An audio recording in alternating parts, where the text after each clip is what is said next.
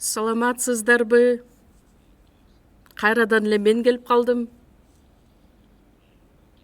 Чогуу сыйынабыз.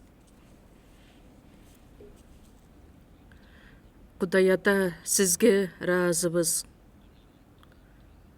Курттан дагы жаман бизди өзүңүз аяп, бизди сүйүп, жалгыз уулуңуз болгон Ыйса Машаякты бул дүйнөгө жиберип, анын төккөн улуу каны аркылуу бизди куткарып алгандыгыңыз үчүн чын жүрөктөн ыраазыбыз.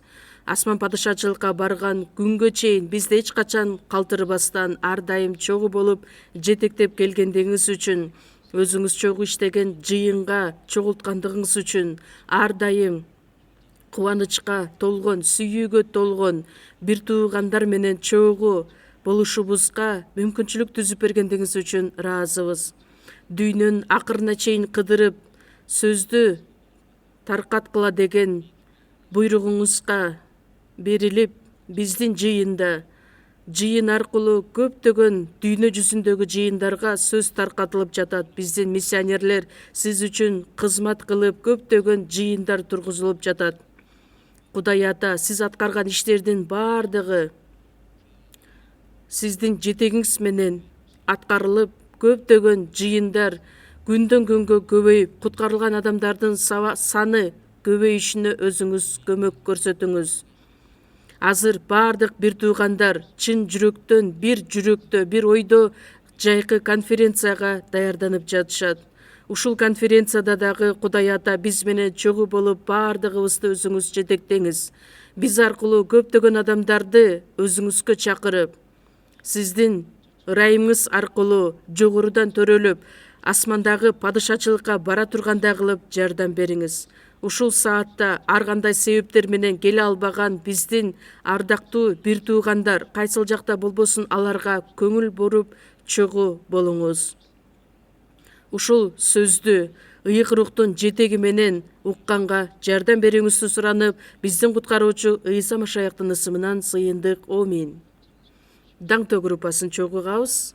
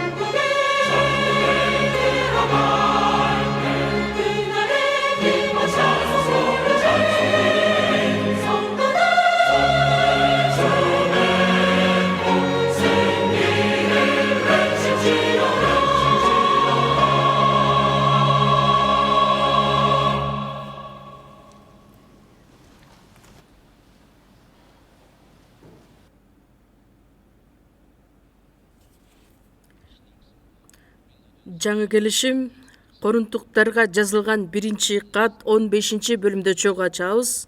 1-Корунтуктар 15-бөлүм 57 жана 58 аяттар. Жаңы келишим 1-Корунтуктарга 15-бөлүм 57 жана 58 аяттар. Теңирибиз Ыйса Машаяк аркылуу бизге жеңиш берген Кудайга ыраазыбыз. Ошондуктан сүйүктүү бир туугандарым, бекем болгула, туруктуу болгула. Теңирдин ишин ар дайым жан дилиңер менен кылгыла. Анткени Теңир үчүн кылган эмгегиңер текке кетпестигин билесиңер.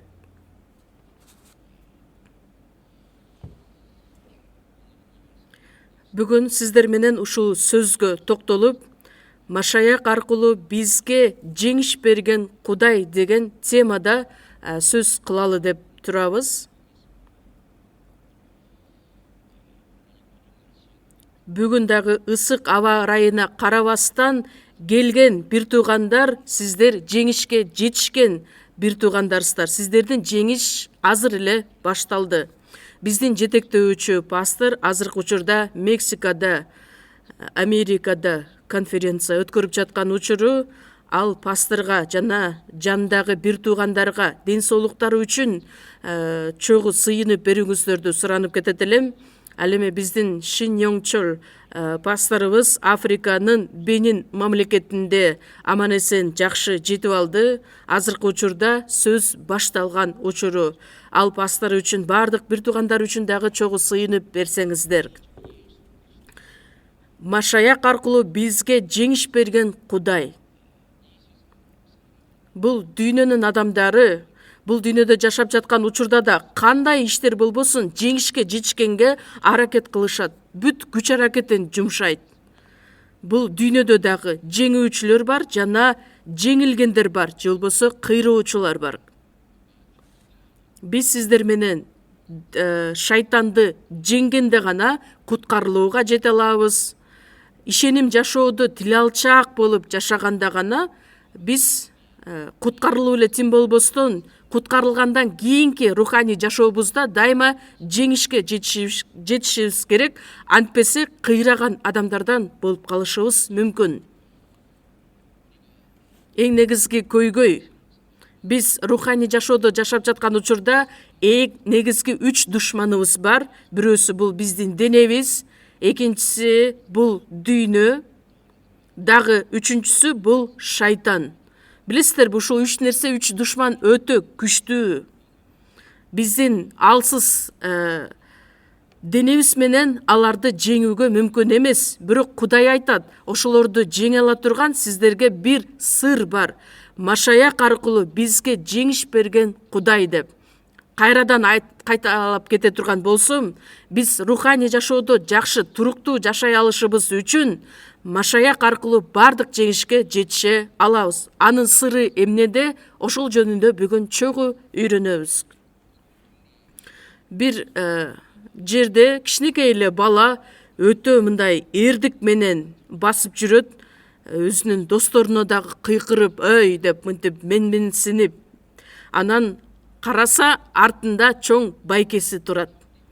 Байкесине ишенип, кичинекей бала жанындагы бардык досторуна, же болбосо өзүн "мен күчтүүмүн" деген нерсени билдирет. Ошондой сыяктуу эле биздин артыбызда Кудай өзү турат. Кудайдын уулу болгон Машаяк турат. Машаяк эң уулу биздин бир тууган, ал эми биз анын артында ээрчип бара жаткан бир туугандар, куткарылган адамдарбыз. Ошол байкебиздин бир туугандын күчүнө таянуу менен биз бул дүйнөдө бардык нерсени жеңишке жете ала турган руханий жашоо менен жашай алабыз. Ал Машаяк ким? Машаяк деген бул дүйнөнү, шайтанды, денени жеңген Машаяк. Биз сиздер менен жакшы билгендей, башталыш 3-бөлүм 15-аятта Кудай шайтанга жазаны бергенде эмне деп айтат? Аялдын тукуму сенин башыңды жанчыйт. аялдын тукуму деп Ыйса Машаяк жөнүндө айтат. Ыйса Машаяк бул дүйнөгө келип, шайтандын баардык иштерин, анын оюн, планын толугу менен жеңген, талкалаган же болбосо жанчып салган. Ошол жөнүндө башталыш 3-бөлүм 15-аятта Кудай алдын ала эле айтып койгон. Анткени Кудайдын жалгыз уулу Ыйса Машаяк бул дүйнөгө келип, шайтандын башын айкаш-чыгашта жанчыйт деген сөз. Еврейлерге жазылган кат 2-бөлүмдө чогуу ачабыз. Еврейлерге жазылган кат 2-бөлүм 14-аят 15-аяттар. Еврейлерге 2-бөлүм 14-15. Балдарынын денеси эттен жана кандан тургандыктан, Ыйса да эт менен кандан турган денеге ээ болду. Ал өз өлүмү менен өлүм бийлигине ээ шайтанды күчүнөн ажыратыш үчүн. 15-ти чогуу окуйбуз. Өлүмдөн коркуп өмүр бою кул болуп жүргөндөрдү эркиндикке чыгарыш үчүн денеге ээ болду. Балдары денеси эттен жана кандан тургандыктан, биздин денебиз айтат, бул дене түбөлүк жашабайт. Биздин дене акырындык менен картаят, эскирет, акырындык менен кыскарат. Ыйса да бир денеге ээ болгон, адамдык денеге ээ болгон. Адамдын бейнесинде бул дүйнөгө келгенин себеби эмнеде? Өлүмдөн коркуп, өзүнүн өлүмү менен өлүм бийлигине ээ шайтанды күчүнөн ажыратыш үчүн келген. Шайтанды жеңиш үчүн келген Ыйса Машаяк. Айкаш-чыгашта кадалган Ыйса Машаяк шайтанды күчүнөн ажыратыш үчүн 15-аятта өлүмдөн коркуп өмүр бою кул болуп жүргөндөрдү эркиндикке чыгарыш үчүн. 1 Корунтуктар 15-бөлүмдөгү сөз кандай мааниге ээ? 1 Корунтуктар 15-бөлүмгө кайрадан кайтып баралы. 1 Корунтуктар 15-бөлүмдө 1-аяттан баштап карасак, 1 Корунтуктар 15-бөлүм 1-аяттан баштап эмне деп айтылат? Башынан 1-аяттан 33-кө чейин карасаңыздар, Ыйса Машаяктын тирилүүсү жөнүндө айтылат. Ошого басым жасалат. Ыйса Машаяктын тирилүүсү.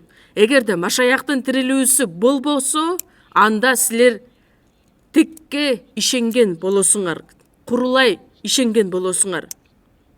Ыйса чындыгында ал тирилген. Ошондуктан элчилердин бардыгы Ыйса Машаяктын тирилүүсүнө күбө болушкан. Ошондуктан өлүм бийлигин жеңип, кайсыл күнү биз өлбөйлү, же болбосо биз түнөл сыяктуудан өткөндө түбөлүк бейишке барышыбыз үчүн, түбөлүк өмүргө ээ болушубуз үчүн биз дагы өлүмдөн коркпош керек экендигибизди айткан. Анткени тирилүүгө ээ болуп биз жаңы жашоо менен жашап жатабыз. Ыйса Машаяк эле тирилди беле? Жок, биз дагы тирилебиз, тирилүүгө ээ болобуз. 35-аятта өлгөндөр кантип тирилишет? Алардын тирилгенден кийинки денеси кандай болот?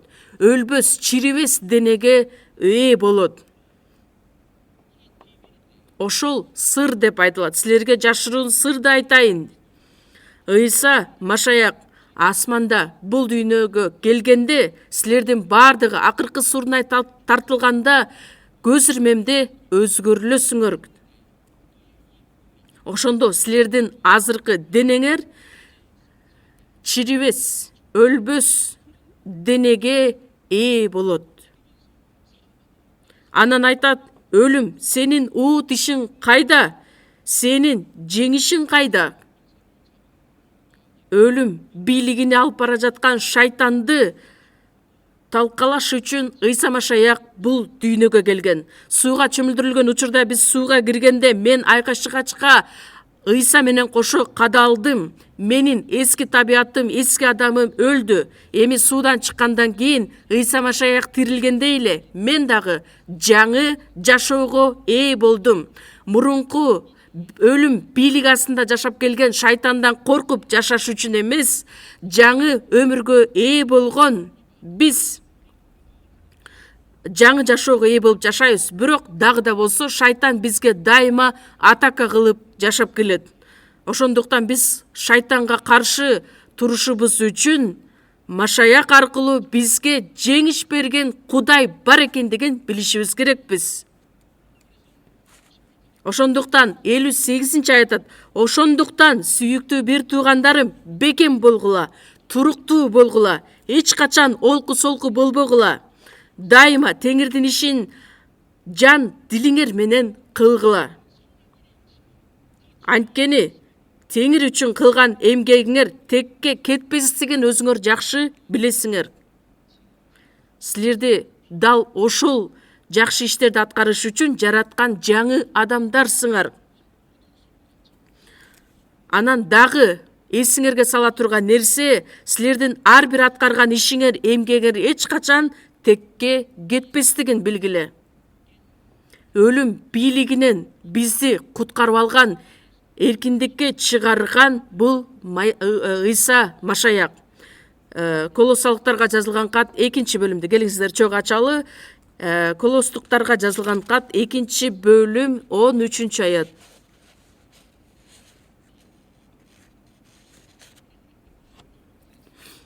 Экинчи Корунтуктардан кийин Галатиялыктарга,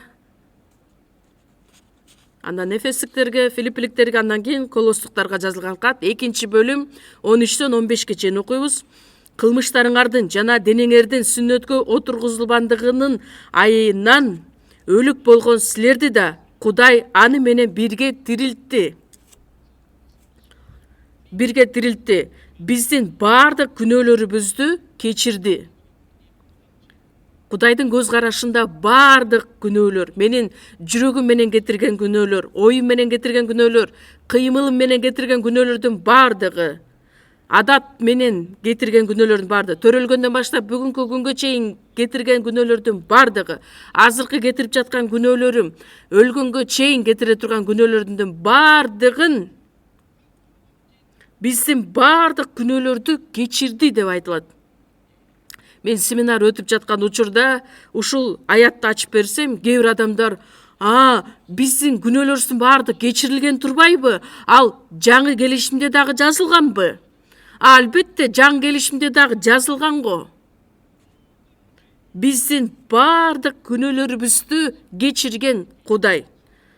Биздин күнөөлөрүбүз үчүн Ыйса өзү жазаланган, бизди өлүмдөн өмүргө өткөрткөн. 14-аят: ал бизди айыптаган көрсөтмөлөрдөн турган кол жазманы, бизге каршы жазылган кол жазманы өчүрүп салды. Күнөө үчүн жаза өлүм деген нерсени ал өчүрүп салды айкаш жыгачта. 15-аятты чогуу окуйбуз. Ал башчыларды жана бийликтегилерди куралсыздандырып, аларды ачык түрдө уятка калтырды, аларды айкаш жыгачта жеңип чыкты. Бул жердеги айтылган башчылар жана бийликтегилер бул шайтанды, иблисти билдирет. Ошол башчыларды, бийликтегилерди куралсыздандырып, шайтандын бийлигин алып салды. Ошондуктан шайтандын бийлигин толук алып салды. Бизди эми Кудайдын куралы менен куралдандырды. Ошондуктан бизди эч ким жеңе албайт. Ошондуктан бизге Машаяк аркылуу жеңишти алып келген Кудай. Аларды ачык түрдө уятка калтырды, аларды айкаш жыгачта жеңип чыкты. Шайтандын эми бийлиги бүттү. Айкаш жыгачта аны жеңип чыкты. Дал ушундай болду. Ошондуктан 1-Жакан 3-бөлүм 8-аятта күнөө кылып жаткан адам шайтандан. Анткени шайтан башынан бери күнөө кылып келип жатат. Кудайдын уулу шайтандын иштерин талкалаш үчүн келген. Бул шайтан эйден багынан баштап эле башкарып келген, азгырыктарды жаратып келген. Жыйынтыгында адам ата менен обо энени ал азгыраттагы кулатып салган эле. Кудай дүйнөнүн тарыхы адам баласынын тарыхынан баштап эле дайыма чогуу башкарып келген Кудай. Ошондуктан Кудайды сүйгөн, адамдардын жанын сүйгөн, бейишти сүйгөн адамдарга Кудай ушул сөздү уктуртат дагы. Жакшы кабар сөз аркылуу куткарылууга жеткирет дагы, шайтандын бийлигинен толук кутулганга, эркиндикке чыгарууга жардам берет. Ыйса Машаяк эмне деп айтат? Бул дүйнөдө кайраттуу болгула, анткени мен бул дүйнөнү жеңдим. Ыйса шайтанды да жеңди, бул дүйнөнү да жеңди. Ыйса 40 күн бою орозо кармаганда ачка болгон учурда шайтан келип аны азгыра баштайт. Сен Кудайдын уулусуң го. Эгерде сен Кудайдын уулу болсоң, анда бул таштарды нанга айлантчы, курсагың ачтыбы? Дененин каалоосун, эмне ичем, эмне жейм, эмне кийем деген дененин каалоосун ал денени дагы жеңген Ыйса элек.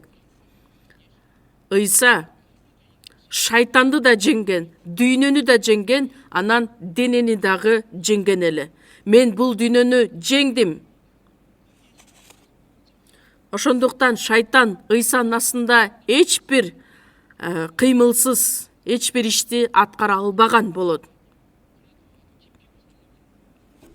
Шайтан дайыма өз позициясында иштеп келет.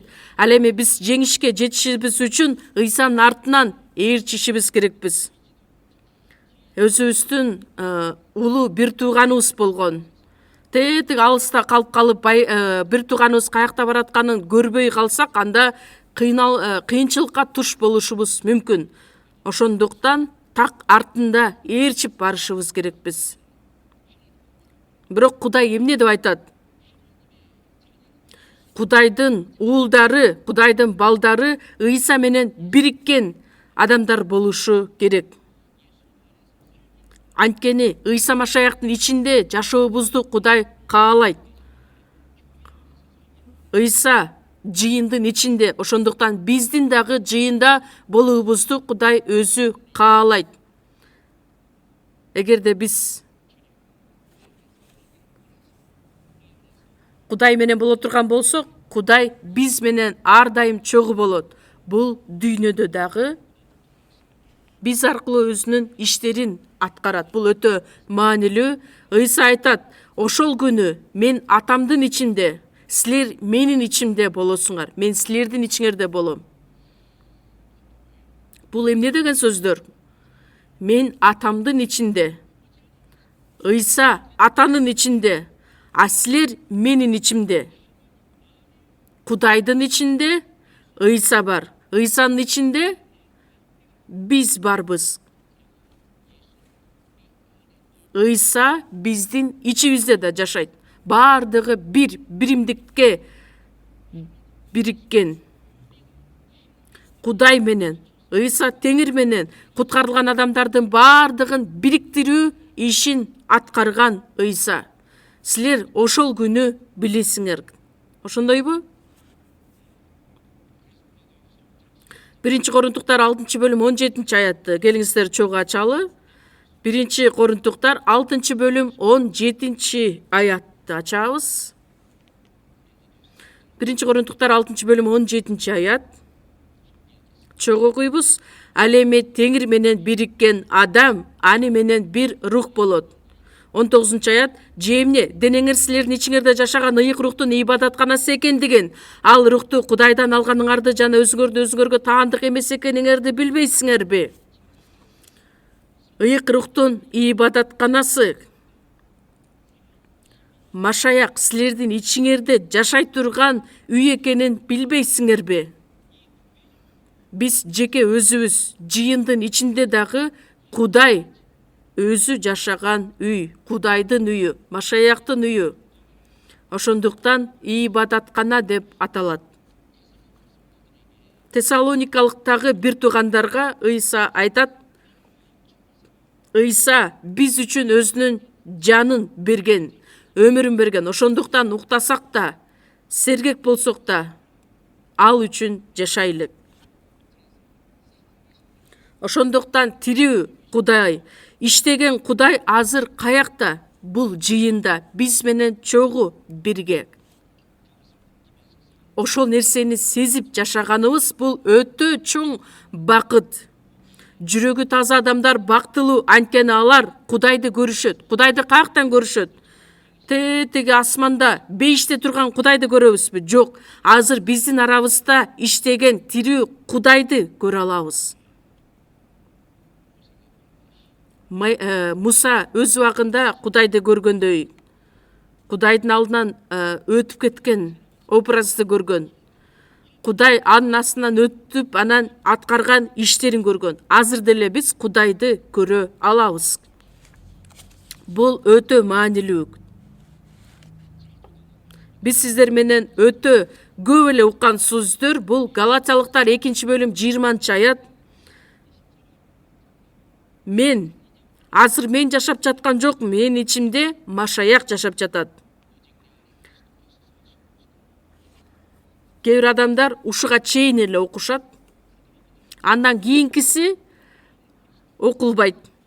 Ал эми азыркы денедеги жашоомду айта турган болсом, мени сүйгөн жана менин ордума өзүн курмандык кылган Кудай уулуна ишенүү менен жашайм. Менин ичимде Машаяк өзү жашап жатат.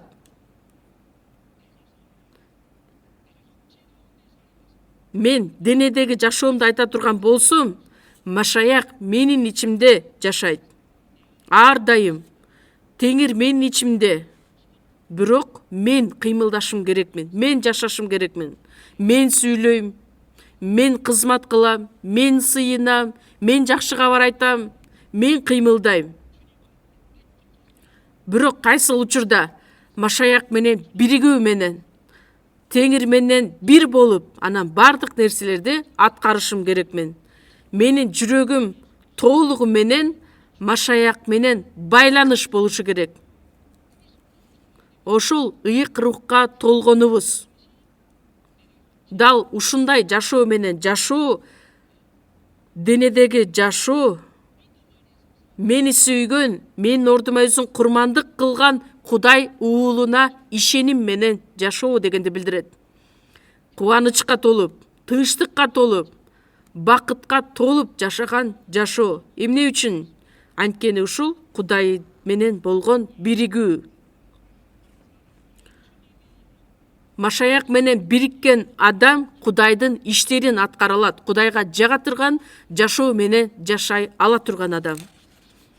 Элчилердин иштери 13-бөлүмдө Шабылды Кудай четке кагып, аларга дөөттү падыша кылып коет. Анан эмне деп айтат? Мен өзүмдүн жүрөгүмө жаккан адамды таптым дейт. Ал менин бүт каалоомду аткарат.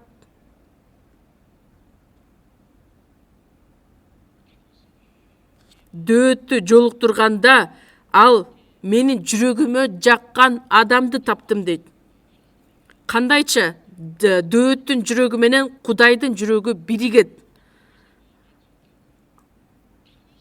Кудай дөөттүн жүрөгүнө кирген эмес. Дөөт өзүнүн бардык оюн, эркин, бардык нерсесин таштап, Кудайдын эркине толугу менен баш ийгендиктен өзүнүн жүрөгүн Кудайдын сөзү менен толтургандыктан ошол адамды Кудай менен бириккен адам деп айта алабыз. Сулайман деле ошондой. Сулайман Кудайдан акылмандыкты сураган эле. Сулайман ушул нерсени сурагандыктан Кудайга жага турган нерсе болду. Кудайга жага турган нерсе болгондуктан Сулаймандын каалаган нерсеси бир болгондуктан бириккен жашоо болду. Ошондуктан куткарылгандан кийин биз дагы жана кичинекей баланы апасы базарга еш барган эч качан колунан кой бербейт. Эмне үчүн? Баланын колун кой берип жиберсе, ал бат эле элдерди аралап кетип, анан жоголуп кетиши мүмкүн болгондуктан. Ошондойбу? Ошондой сыяктуу эле баласы апасынын колун так кармап бир боло турган болсо, анда экөө бири-биринен ажырабайт, жоголбойт. Менин жүрөгүм толугу менен Ыйса Машаякка байланыш болгондо, бириккен учурда шайтан биз тарапты көздө эч качан атака кыла албайт. Ошондуктан Филиппиликтерге 2-бөлүм 5-аятта айтылат: силердин ой жүгүртүүңөр Машаяк Ыйсаныкындай болушу керек. Анда менин жүрөгүмдө Ыйса барбы? Бар, албетте. Бирок эмне үчүн мындай сөздөр жазылган? Силердин ой жүгүртүүңөр Ыйса Машаяктыкындай болушу керек. Менин оюм, менин жүрөгүм, менин каалоом бардыгы Машаяк менен биригиши керек. Накыл сөздөр 4-бөлүм 23-аятта: баарынан да сактай тургандардан жүрөгүңдү сакта, анткени өмүрдүн булагы анда. Ал жүрөк кандай эле? Бузулган анткор жүрөк беле. Эми куткарылган адамдын жүрөгү, куткарылган адамдын кожоюну эми Машаяк өзү. Машаяк жашаган жүрөккө кабыл болгула. Ошол жүрөктү сактаганга аракеттенгиле. Эмне үчүн? Анткени бул жүрөктү дагы шайтан азгырып кетиши мүмкүн. Ыйса Кудайдын эркине толугу менен ал баш ийген эле. Бардык нерсени тил алчаактык менен аткарган. Ыйса эмне деп айтты эле? Мен өз каалоомду аткарыш үчүн келген жокмун. Бардыгын Кудайдын буйругу боюнча, Кудайдын эрки аткарылышы үчүн мен Кудайдын эркине толугу менен өзүмдү тапшырдым. Мен өзүм каалаган боюнча аткарган эч нерсе жок. Гетсемания багында Ыйса анын төккөн тери кан тамчысындай болду. Кудай ата, эгерде мүмкүн болсо бул чөйчөктү менден кыя өткөрүп жибер.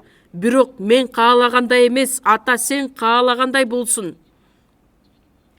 Өзүнүн бардык каалоосун, бардык оюн таштап Кудайга гана таянган. Жакан китебин чогуу ачалы, 8-бөлүм. Жакан жазган жакшы кабар, 8-бөлүм 28-аят.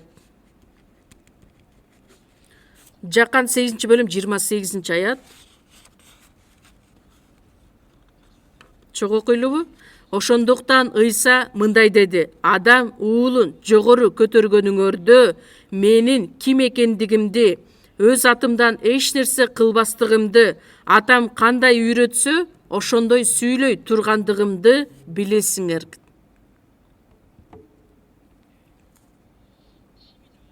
12-бөлүмдү да карай кетели.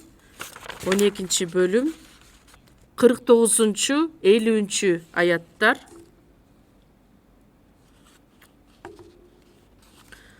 12-бөлүм 49-50. Анткени мен өз атымдан сүйлөгөн жокмун. Мени жиберген атамдын осуяты боюнча сүйлөп жатам. эмнени айтып, эмнени сүйлөө керектигин мага мени жиберген атам осуят кылган. Анын осуяты болсо түбөлүк өмүр экенин билем. Демек атам мага эмнени айтса, мен ошону айтам. Мен өз атымдан сүйлөгөн жокмун. 14 бөлүмдү да ачабыз. 10 аят. Жакан 14 бөлүм 10 аят. Менин атамдын ичинде экендигиме, атамдын менин ичимде экендигине ишенбейсиңби? Силерге айткан сөздөрдү мен өз атымдан айткан жокмун. Менин ичимде жашаган атам өз иштерин кылып жатат. Кайрадан чогуу окуйбуз. Менин атамдын ичинде экендигиме, атамдын менин ичимде экендигине ишенбейсиңби? Силерге айткан сөздөрдү мен өз атымдан айткан жокмун. Менин ичимде жашаган атам өз иштерин кылып жатат. Азыркы учурдагы бизге дагы тиешелүү. Биз Ыйсанын ичиндебиз. Ыйса биздин ичибизде. Ага ишенбейсиңби? Ыйса биздин ичибизде жашайт. Биз Ыйсанын ичиндебиз. Биздин жыйын ушул сөздү билип, ушул сөз боюнча жашаганда өтө чоң күчкө ээ болобуз. Асман менен жерди жараткан Теңирдин ичинде биз жашайбыз. Ыйса биздин ичибизде жашайт. Ошондуктан асманда пландаган Кудайдын эрки бул жерде аткарылды. Ыйса Машаяк аркылуу. Кудайдын иши Ыйса Машаяк аркылуу аткарылган сыяктуудай эле Ыйса биздин жыйында ошол ишти аткарып жатат. Ошол себептер менен жеңишке жете ала турган сыр так ушул жерде. Мен качан ой жүгүртүүм, жүрөгүм Машаяк менен бир болгондо, ыйык рухка толгондо, ыйык рухка толуу деген эмне? Эфестиктер 5 бөлүм 18 аятта шарап ичип мас болбогула, рухка толгула. Рух мага кел, мен толоюн деп толтурабызбы? Кандай кылган учурда биз рухка тола алабыз? Өзүнүн жүрөгүн бошотуп, Машаяктын жүрөгүнө ээ болгондо, ыйык рух биздин ичибизде жашайт. Ал менден талап кылынган нерсе өзүмдүн бошотуп, менин оюм, менин эрким бардык нерседен арылып, Машаяктын ою, Машаяктын жүрөгү, Машаяктын эркине толтурушум керек мен. Ошол рухка толуу дегенди билдирет. Анда биздин ичибизде Кудай өзү иштерин аткарат. Ыйык рухка толгондо жеке бизди дагы, жыйын аркылуу дагы Кудай өзү колдонот. Жеңишке жете турган жашоого алып келет. Мисалы үчүн биз футбол ойногон спортсмендерди көрөбүз. Футболдо бир команда болот. Ошол командадагы оюнчулар гол киргизбесе дагы бир оюнчу гол киргизе турган болсо, анда бүт командага жеңиш келет, анан көрүүчүлөргө дагы, күйөрмандарга дагы жеңишти алып келет. Ошондой эле биздин жыйында бардыгыбыз чуркаган, биз жеңишке жете турган адамдар болобуз. Качан Машаяк менен бириккенде, бир болгонубузда. Бизге жеңиш алып келген Кудай. Айып китеби 23 бөлүмдү чогуу ачабыз. Забурга чейинки китеп Айып китеби 23 бөлүм 10 аят. 10 аяттан баштап окуйбуз. Айып 23 бөлүм 10 аяттан баштап. Бирок ал менин жолумду билет. Мейли, мени сынап көрсүн, ошондо мен алтындай болуп чыгам. Менин бутум анын жолунда бекем турат. Анын жолун сактадым, эч жака бурулбадым. Анын оозунан чыккан усуяттардан бурулуп кетпедим. Анын оозунан чыккан сөздөрдү өз эрежемден артык сактадым. Аюп дагы рухка толгон жашоо менен жашаган. Бир гана Кудай менин бара жаткан жолумду билет. Ошондуктан Аюп дагы Кудайдын ар бир айткан сөзүнө тил алчаак болуп жашаган. Кудайдын сөзү боюнча жашаган учурда сөзсүз түрдө кыйынчылыктар болот. Ал мени сынагандан кийин, мени машыктыргандан кийин, ошол сыноодон дагы мен жеңип чыгам.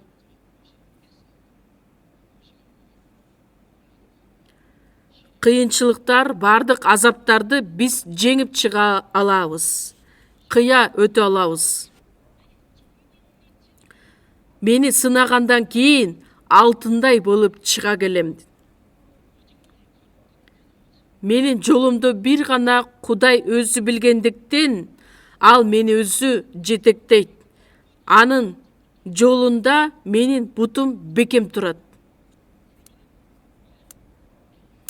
Андай боло турган болсо, анын жолун сактадым, эч жака бурулбадым. Олку солку, солго, оңго кетпестен так түз анын артынан ээрчип бардым. Анын оозунан чыккан осуяттардан бурулуп кетпедим. Ыйсанын айткан сөзүн, буйругун эч бирөөсүн дагы бузбастан мен аткардым. Жада калса, биздин эрежелерден да артык сактадык. Же болбосо жеген тамак аштан да Кудайдын сөзүн бекем өйдө койдук. Бул өтө маанилүү биз үчүн. Куткарылгандан кийин билесиздерби, менин жүрөгүмдү башкарган Машаяк менин навигаторум болот. Мисалы үчүн машинаны айдап бара жатканда навигация же болбосо навигатор болот го, ошондой сыяктуу эле бизди жетектей турган Машаяк өзү. Бейишке биз барып көргөн эмеспиз да. Бейишке баруу жолу кандай экендигин биз билбейбиз. Бирок максат бизде бар. Ошол навигаторга жол менен бириктирип коебуз дагы. Навигатор бизди каякты көздөй үндөсө, ошол боюнча ээрчип барабыз. Ал навигатор бул биздин Машаяк. Ошондуктан Машаяктын артынан ээрчүүбүз менен өз көздөгөн максатыбызга жете алабыз. Биз бара турган жол дал ушул. Эгерде биз навигацияны колдонсок, анда сөзсүз түрдө биз көздөгөн жерге бара алабыз. Ошондой сыяктуу эле биздин навигаторубуз болгон Ыйса Машаякка таянуу менен анын артына ээрчиген болсок, анда биз максат койгон бейишке чейин түз жете алабыз. Анткени бир гана Машаяк аркылуу Кудай бизге жеңиш алып келет. Машаяктын артынан ээрчишибиз үчүн биз өтө зарыл иштерди кылышыбыз керекпиз. Анан биз түз барышыбыз керекпиз, эч жака бурулбастан. Жүр бир жака барып келелсек, жок, мен убактым жок, ошондуктан Машаяктын артынан гана ээрчийм. 1 Петр китеби 4-бөлүм. Чогуу эле ачалычы. 1 Петр 4-бөлүм. 1 Петрдин жазган 1-каты 4-бөлүм. 1-аяттан 3-аятка чейин окуйбуз.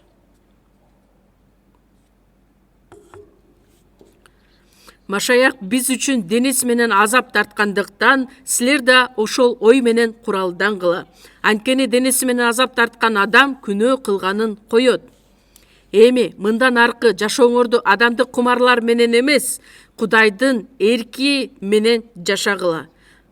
3-тү чогуу окуйбуз. Анткени буга чейин бутпарастык жашоо менен бузуктук кылып, кумарларга, бачабаздыкка, мал менен жанашуучулукка, арам ойлуулукка, аракештикке, тамак соолукка жана жийиркеничтүү бутка табынуучулукка берилүү менен жашап келгениңер жетишет. Машаяктын артынан калбастан ээрчип жашашыбыз керекпиз.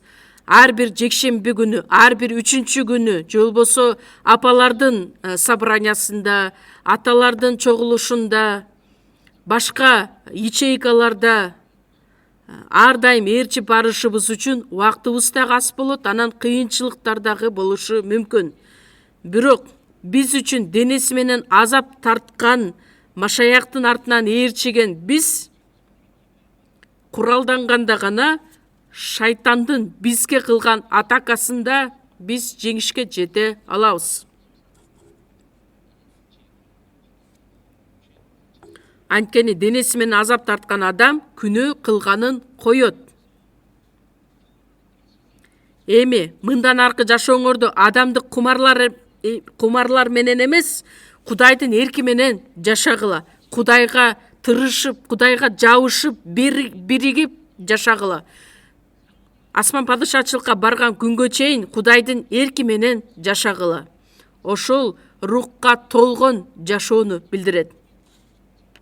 Бир гана Кудайдын эркин аткарып, андан кийин эмне деп айтылат? 3-аятта буга чейин бутпарастык жашоо менен жашаган жашооңор жетиштүү. Кудайдын эркине толук жармашып жашаганыбыз туура болот. Ошол Кудай менен жашаган жашоону билдирет. Үйлөнгөн аял менен эркек бир жашоодо жашашат. Экөө эки жакта жашай турган болсо, анда туура эмес жашоо болуп калат. Үй бүлөлүк жашоо боло албайт. Биз дагы Машаякка биригишибиз керекпиз. Амос 3-бөлүм 3-аятта эки адам өз ара макулдашпай туруп, кантип бир жолго чыга алат. Өз ара макулдашуу деген сөз эмнени билдирет? Экөө бир ойдо, бир максатта макулдашып, андан кийин жолго чыккан. Анда Кудайдын эрки бар, менин эрким бар. Кандайча бириге алабыз? Биз каалаган нерсени ыйык рух аткара береби? Жок. Анда бир ойго келишибиз үчүн, анда ыйык рух менен биригишибиз үчүн мен өлүшүм керекмин. Мен айга чыгашта Машаяк менен кадалышым керек. Андан кийин Кудайдын эрки боюнча Машаякка толугу менен берилип жашаганым туура болот. Эгри, чогуу.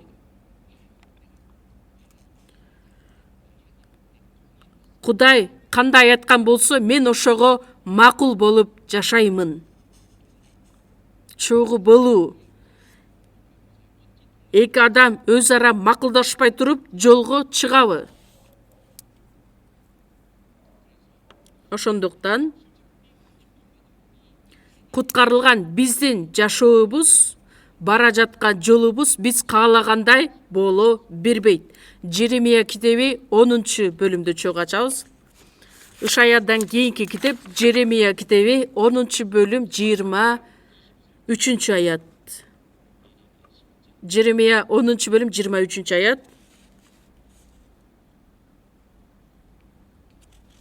Чогуу окуйбуз.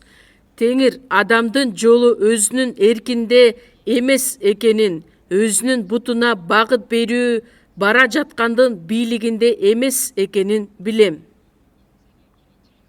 Адамдын жолу өзүнүн эркинде эмес экенин билем. Менин алдымда турган Машаяктын эркинде.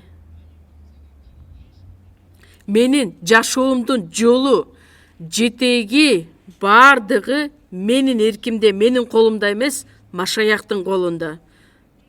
Ошондуктан Ыйсанын артынан калбастан ээрчип жашашыбыз керекпиз. Ошондо гана жеңишке жетишкен жашоо менен жашай алабыз. Башталыш 5-бөлүмдө Энох жөнүндө айтылат. Енокту Кудай бул дүйнөдөн алып кетет дагы, ал бул дүйнөдө жашаган эмес. Энох кандайча жашоо менен жашаган эле? Кудай менен чогуу.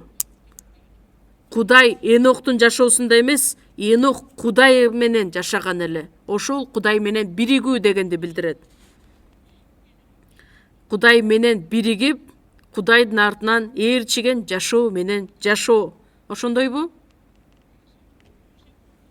Жусуп кандай жашоо менен жашады эле? Жусуп өзүн кулчулукка сатып жиберген бир туугандарга акарат келтирбей, Кудайдын эркине толугу менен баш ийип, тил алчаак болуп жашаган эле. Башталыш 39-бөлүмдү ачалы.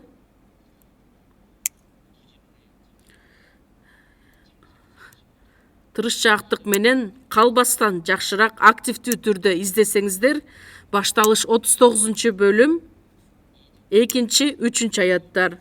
Теңир Жусуп менен болду. Ал иштеринде ийгиликке жетти. Мисирлик мырзанын үйүндө жашады. Теңир Жусуп менен экенин, кандай иш кылбасын Теңир анын колуна ийгилик берип жатканын мырзасы көрдү.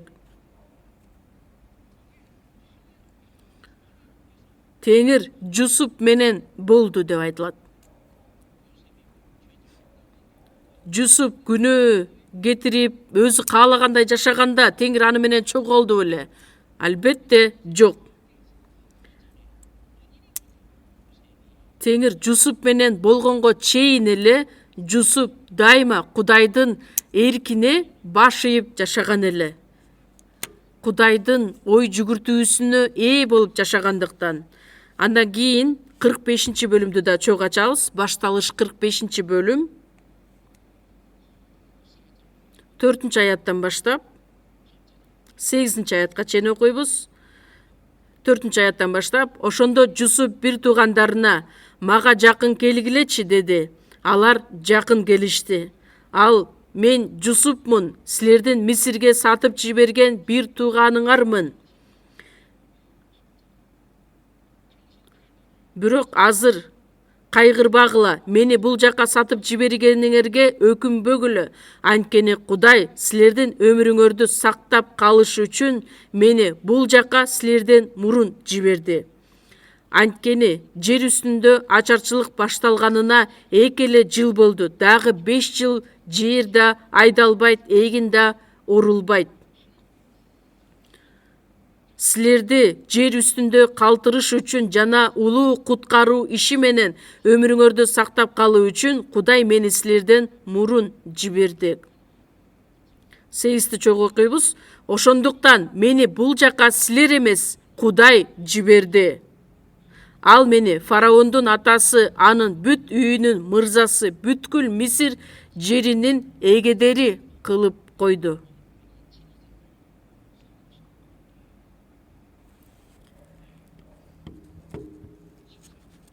13 жыл бою Мисир жергесинде кулчулукта жашаган Жусуп. Дене боюнча карай турган болсок, ал бир туугандарын ушунчалык жек көрүп, менин жашоом эми эмне болду, талкаланды. Патипардын үйүндө жашаган учурда Кудай дагы мени кандайча ушул жерге калтырды. Патипардын аялы күн сайын аны азгырат. Бирок ал азгырыкта дагы Жусуп жеңишке жетет. Анан аны ар кандай жалган жалаага калтырып, зынданга салып коюшат. Бирок Кудай мени эмне үчүн ушул жолго калтырды? Кудай: ушул жолду мага берип жаткан турбайбы деп баардык кыйынчылыктарды башынан өткөргөндөн кийин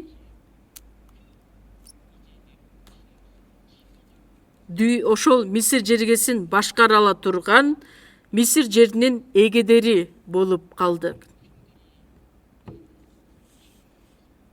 Бир туугандарым, силер мени Мисир жергесине сатканыңардын себеби Кудай жакшы ишке айлантты. бир туугандар, силер мени жек көрүп, жаман иш менен, жаман максатта саттыңар. Бирок Кудай өзүнүн эркин аткарышы үчүн мени бул жерге жиберди. Силер жиберген жоксуңар. Кудай өзү бул жерге мени алып келди. Жусуптун ишенимин карап көрүңүздөрчү. Биздин руханий жашообуз, биздин ишеним жашообуздагы болуп аткан нерсенин баардыгын Кудай өзү уруксат берген. Кудайдын эрки болмойун эч нерсе биздин жашоодо аткарылбайт. Азыркы болуп аткан кыйынчылыктар, сыноолор, ошолордун баардыгын башыбыздан өткөргөндөн кийин Кудай бизге даярдап койгон чоң сыйлык, даңк, бата чоң болгондуктан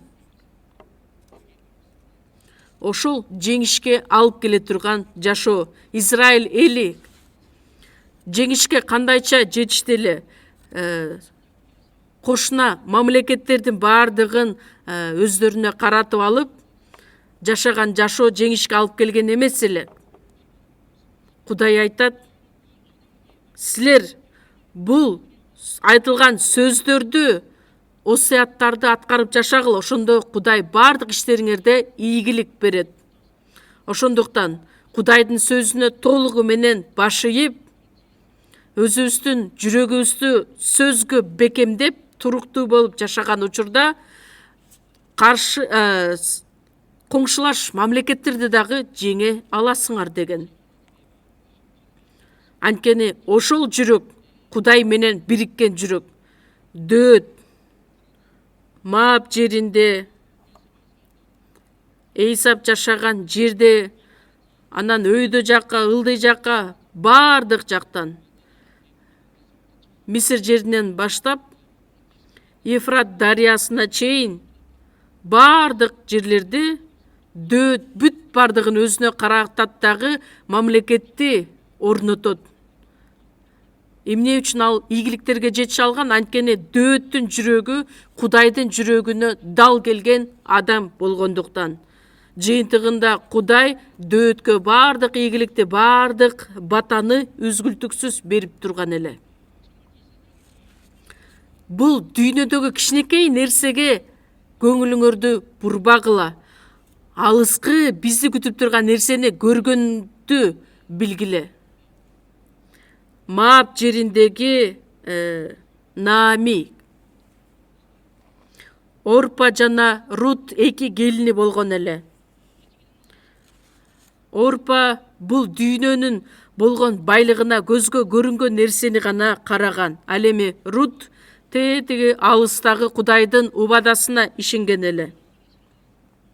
Рут азыр көз алдында турган нерселерди эмес, Кудай белгилеп койгон, Кудай убада кылган, Кудайдын артынан ээрчиген Рут эле. Ошондуктан Кудай анын жашоосунда чогуу болгон. Анан көптөгөн бутпарастардын ичинен атагы чыккан Рут деген аял болуп чыгат. Рут китебин чогуу ачабыз. 1-бөлүм. Рут 1-бөлүм 14-аяттан баштап. Башкаруучулардан кийинки китеп Рут китеби, нары бери жөн эле ача бербегиле китепти. Рут китебин чогуу ачабыз. 1-бөлүм 14-аят. 14-тө окуйбуз. Рут 1-бөлүм 14-аяттан баштап 17-аятка чейин. Алар кайрадан буркурап ыйлай башташты. Ошондо Орпа кайын энеси менен коштошту. Рут болсо аны менен калды. Рут кайын энеси менен калтырбастан анын артынан ээрчип жөнөдү. Ал эми Орпа өзүнүн күйөөсү өлгөндөн кийин эми жаңы турмуш курайын деп. 15-аят. Наами Рутка, мына келиниң өз элине, өз кудайларына кайтты. Келиңдин артынан сен да кайт деди. Бирок Рут, сени таштап кайтып кетүүгө мени мажбурлаба. Сен кайда барсаң, мен да ошол жака барам. Сен кайсы жерде жашасаң, мен да ошол жерде жашайм. Сенин элиң менин элим, сенин кудайың менин кудайым болот. Сен кайсы жерде өлсөң, мен да ошол жерде өлөм. Сөөгүм ошол жерге коюлат. Теңир мени жазаласын, катуу жазаласын. Мени сенден өлүм гана ажыратат, деди. Өлүмгө дагы даяр болгон Рут. Кудайдын артынан ээрчүүгө даяр болгон Рут. Эмне үчүн? Анткени ал тетиги Кудайдын алыста күтүп турган убадасын көрө алгандыктан. Кудайдын батасын, Кудайдын даңкын көрө ала турган Рут эле. Рут бул дүйнөнүн көзгө көрүнгөн нерселерине таянган эмес. Кудай мага жакындашуу үчүн мен эмне кылышым керек? Мен биринчи Кудайга жакындашым керекмин. Кудай Жакып 4-бөлүм 8-аятта Кудайга жакындагыл, ошондо ал силерге жакындайт. Мен Кудайга жакындабасам, Кудай мага жакындасын деп күтүп отура берсем, ал эч качан жакындабайт.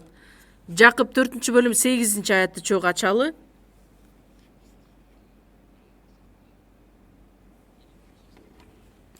Жакып 4-бөлүм 8-аят. Жакып 4-бөлүм 8-аят. Чогуу 2 жолу окуйбуз. Кудайга жакындагыла, ошондо ал силерге жакындайт. Күнөөкөрлөр, колуңарды тазалагыла, эки ойлуулар, жүрөгүңөрдү тазалагыла. Дагы бир жолу окуйбуз. Кудайга жакындагыла, ошондо ал силерге жакындайт. Күнөөкөрлөр, колуңарды тазалагыла, эки ойлуулар, жүрөгүңөрдү тазалагыла. Рахмат сиздерге. Кудайга жакындагыла. Өзгөчө куткарылган биз. Куткарылышыбыз үчүн Кудайга жакындаганбыз. Куткарылгандан кийин дагы Кудай менен биригишибиз керекпиз, жакындап. Ошондо гана ал силерге жакындайт. Күнөөкөрлөр, колуңарды тазалагыла. Куткарылбаган күнөөкөрлөр. Эки ойлуулар, куткарылган адам дагы Кудайга да кызмат кылгысы келет, анан денесин да канааттандырып жашагысы келет. Бул дүйнөгө да кызмат кылгысы келет. Ошол эки ойлууларды билдирет. Кудай айтат, адам Кудайга да, байлыкка дагы бир кызмат кыла албайт. Эки ойлуулар, жүрөгүңөрдү тазалагыла. Жүрөгүбүздү тазалаш үчүн эмне кылышыбыз керекпиз? Менин жүрөгүмдө Машаяктын ою болушу керек. Анын ою, анын эрки. Ошол рухка толуу деген жашоону билдирет.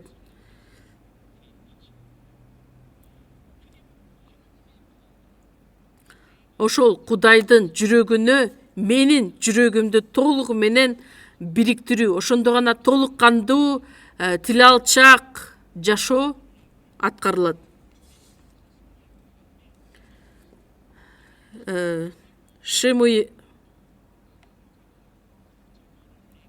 Шабылдын эки ою пайда болгон. Кудай айтты эле, биринчиден амаликтердин баардыгын өлтүрүп, баардык малды, нерсени талкала. Бирок Шабылдын оюнда аларды өлтүрбөстөн жакшылардын өзүнө алып кетүү ою пайда болгон. Толук кандуу тил алчаактык менин жүрөгүмдү толугу менен Кудайдын жүрөгүнө алып барат. Шемуэл эмне деп айтат? Тил алуу курмандыктан артык. Баш ийүү кочкорлордун майынан да артык. Кочкорлордун майы ал Кудайга курмандык алып келинген. Ошондуктан тил алуу деген эмне? Кудайдын сөзүн угуу. Азыр Кудайдын сөзүн угуп жатасыздарбы? Көзүңүздөр жумулса дагы мен ойлойм кулагыңыздар ачык деп. Угуу деген сөз эмнени билдирет? Жөн эле Кудайдын сөзү экен деп эле уга бербестен, сен мектепке барганда мугалимдин айткан сөзүн жакшы ук, жөн эле угуп эле тим болбостон, ата энеңдин сөзүн жакшы ук, жөн эле сөздү угуп, унутуп койбостон бул жерде дагы ошол сөздөр айтылат. Тил алуу курмандыктан артык. Тил алчак, баш ийүү деген сөз 2 жолу кайталанып айтылат.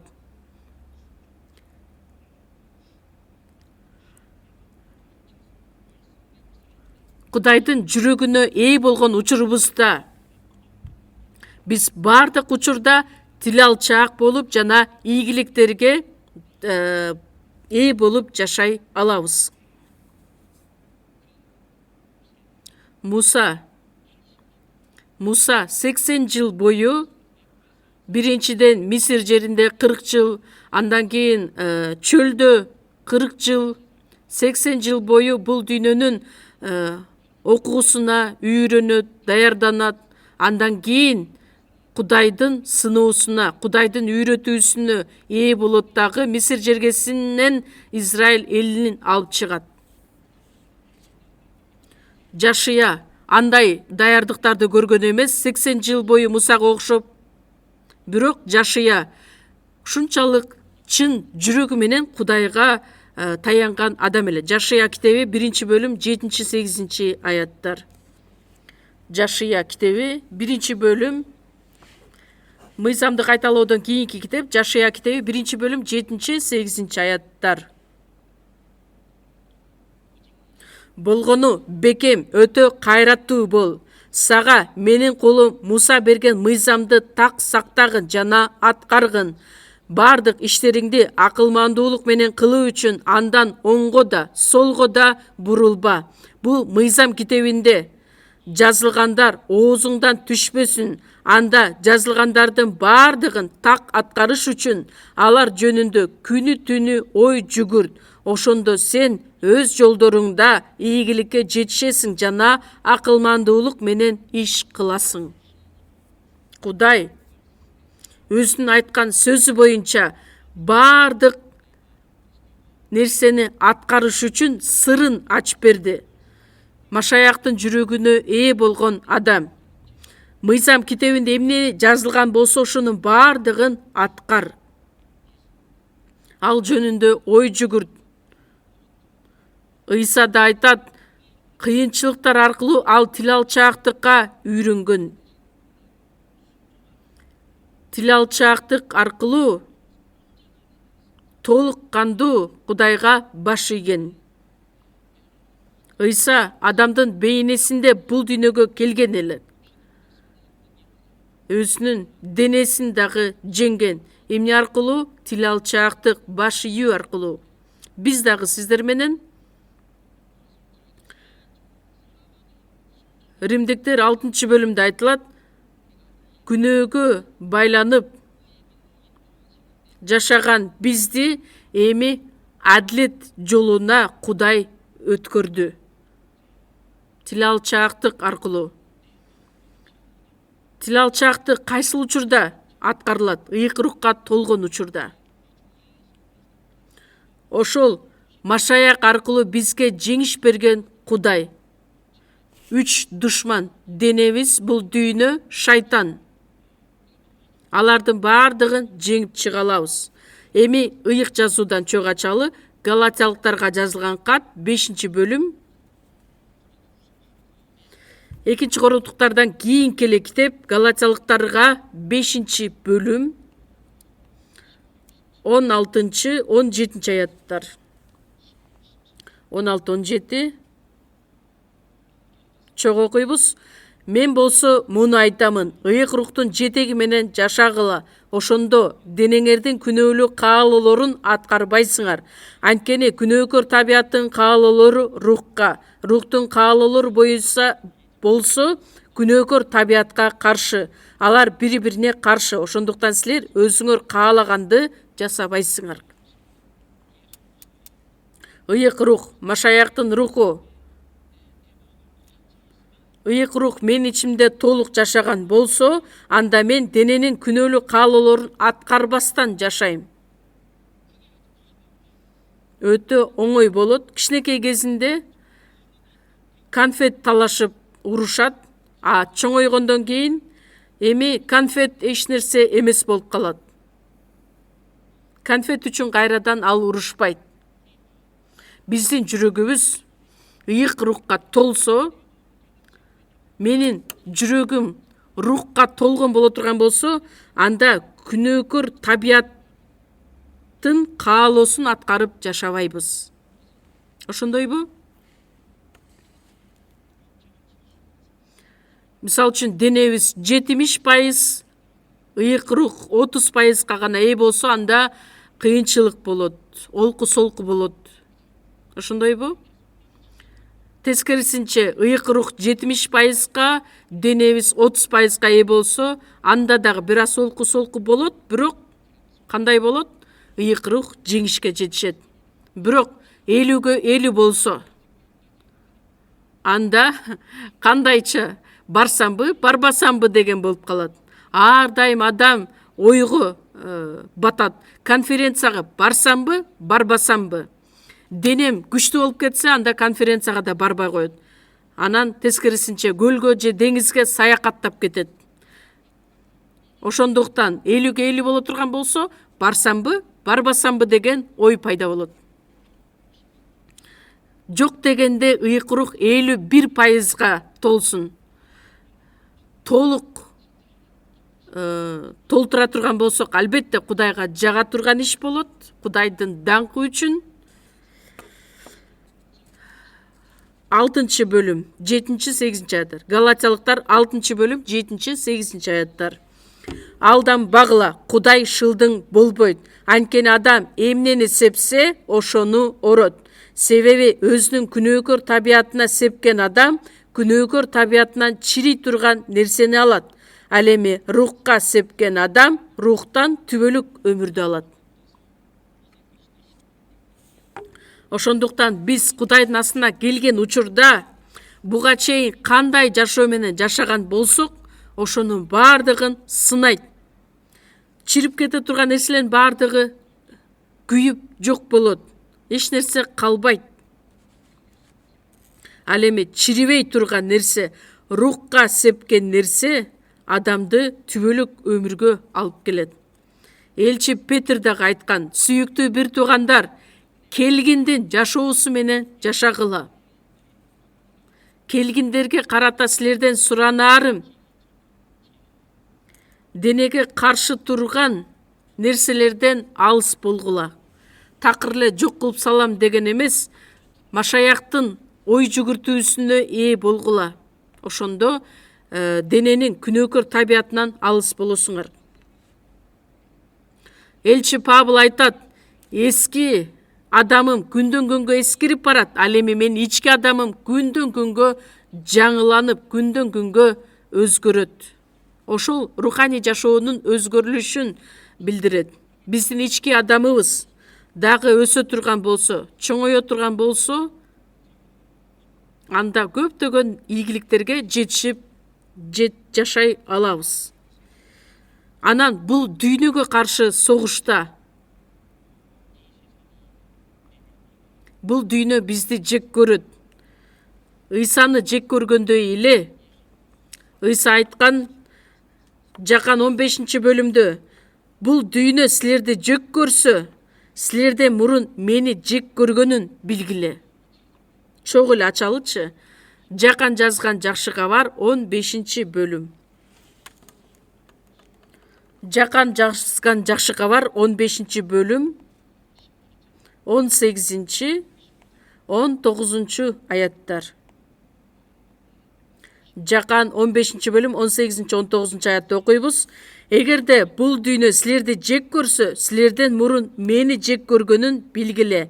Эгерде силер бул дүйнөнүкү болсоңор, анда дүйнө өзүнүкүн сүймөк. Силер бул дүйнөнүкү эмессиңер. Мен силерди бул дүйнөдөн тандап алдым. Ошондуктан бул дүйнө силерди жек көрөт." Ошондуктан бул дүйнөгө чыккан учурда биз өзүбүздү кандай сезерибизди билбей калабыз.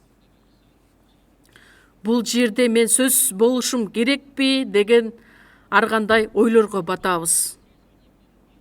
Андан сырткары дүйнө бизди жек көрөт. жумушта болобу, же болбосо коомдук жашоодо жашап жаткан учурда алар бизди жек көрөт, бизге каршы чыгат, шылдыңдайт, ар кандай жалган жалаларды жаап коюшу мүмкүн. Ошонун баардыгын бириктиргенде дүйнө болот.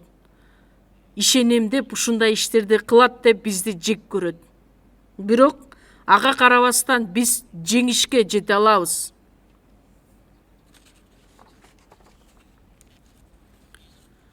Ушундай кыйынчылыктарды биз күлүп коюп жеңе алабыз. 1-Жакан 4-бөлүм 4-5 аяттарды ачабыз. 1-Жакан 4-бөлүм 4-5 аяттар. Балдарым, силер Кудайдансыңар, ошондуктан аларды жеңдиңер. Анткени силердин ичиңердеги рух бул дүйнөдөгү рухтан чоң. Алар бул дүйнөдөн, ошондуктан бул дүйнөнүкүндөй сүйлөшөт. Дүйнө болсо аларды угат. 4-аятта эмне деп айтылат? Анткени силердин ичиңердеги рух бул дүйнөдөгү рухтан чоң. Бул дүйнөдөн дагы рух чоң. Ошондуктан эч кайгырбагыла. 5-аятта 4-5 аяттарды окуйбуз. 5-бөлүм 4-5 окуйбуз. Анткени Кудайдан туулган адам дүйнөнү жеңет. Дүйнөнүн үстүнөн жеңишке жеткирген нерсе бул биздин ишенимибиз. Дүйнөнү Ыйсанын Кудай уулу экендигине ишенген адамдан башка ким жеңе алат? Ыйса Машаяк аркылуу бизге жеңиш берген Кудай, ал ким? Ыйса Машаяк. Ыйса Машаяктын артынан ээрчиген биз ошол эле ой, ошол эле ишеним менен анын артынан ээрчип, жыйынтыгында ишенимге кечиресиздер, жеңишке жете алабыз. Анан шайтанга каршы согуш болот, салгылашуу болот. Шайтан дагы өтө чоң күчкө ээ, бирок шайтандан да коркуунун кереги жок. Анткени шайтанга каршы биз согушка чыгышыбыз керекпиз. 1-Петр 5-бөлүмдү ачабыз. Петрдин жазган 1-каты 5-бөлүм 8-аят 9-аяттарды окуйбуз. 1-Петр 5-бөлүм 8-9 аяттар. 8-9 аяттар чогуу окуйбуз. Эстүү жана сергек болгула. Силердин душманыңар шайтан кимди жутуп жиберсем деп айкырган арстан сыяктуу тегеренип жүрөт. Ага бекем ишенимер менен каршы тургула. Дүйнөнүн ар тарабындагы бир тууганыңар да силер сыяктуу эле азап тартып жатышканын билгиле. Силер ишенимдерде бекем болгула. Ишенимибизде бекем боло турган жол эмне? Машаяктын ичинде болуу. Ишенимдер менен каршы тургула. Ишеним менен бардыгын жеңгиле. Бирок ал азаптын жолу. Ошондуктан дүйнөнүн ар тарабындагы бир тууганыңар да силер сыяктуу эле азап тартып жатышканын билгиле. Силер жалгыз ушул азаптарды башыңардан өткөрүп жаткан жоксуңар.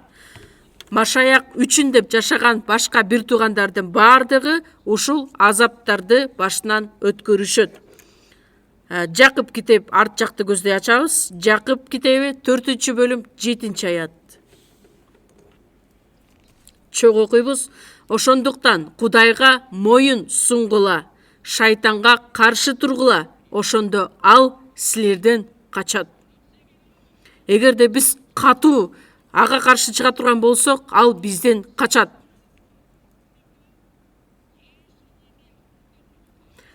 Эгерде биздин астыбызда машаяк боло турган болсо, анда шайтан качат. Эгерде шайтандан тагы мен астына чыгып кете турган болсом, шайтан мени бир согуп коет. Ошондуктан биз Ыйсанын алдына өтүп кете турган болсок, анда шайтан бизди жеңип алат.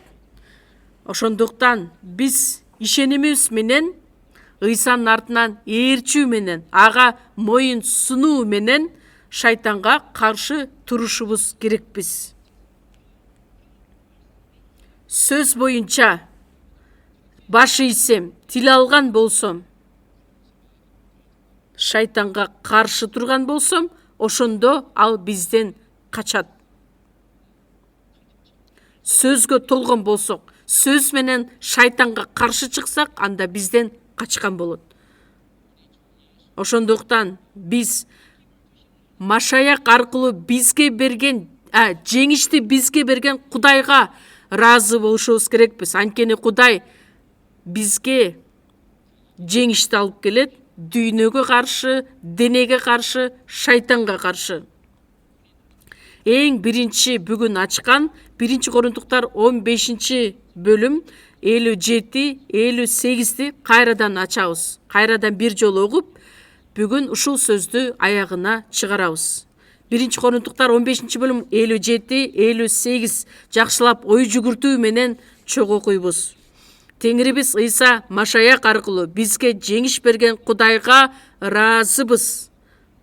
Ошондуктан сүйүктүү бир туугандарым, бекем болгула, туруктуу болгула.